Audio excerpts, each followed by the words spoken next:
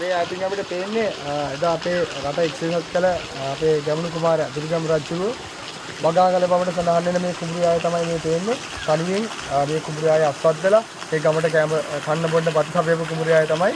ඉතින් ඒ දුර්ගම් රජුගේ ඒ විදිහට මේ කුඹුරාය අස්වද්දන ගමන් මේ ගමේ ජීවත් වෙන ගමන් අද වෙන විට මේ ස්ථානයේ ඉතුරුලා දින බොහොම වටිනා වැදගත් පුරාවිද්‍යා ස්ථානයක් තමයි එතුමා දියනානේ ස්ථානය කළ මේ තියෙන පීල්ල. ඉතින් මේ පීල්ල නරඹන්න කොහොම දේශ විදේශ සංචාරකයන් එනවා.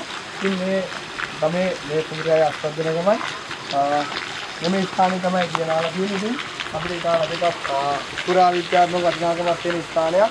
අත්‍තරම බලුවාම මේ ගමේ පිහිටි සුන්දරම ස්ථානයක්. ඔබට පේනවා ඇති ඒ රටපිටාව ඒ වගේම කොත්මලේ ජලාශය අපිට අර පාර්ක ඔපෙන් පේනවා.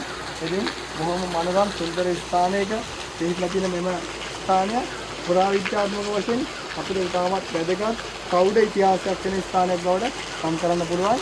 ඒ වගේම මේ ගමේම තියෙන සුන්දර ස්ථානයක් අද වන විට මෙම ප්‍රදේශයේ වැසියන්ට මේ සියලු දෙනාට අදටත් මේ ස්ථානය කරගන්න පුළුවන් සෑමදාම එක වගේ ස්ථානය තියෙන ස්ථානයක් බවට පත් වෙලා තියෙනවා.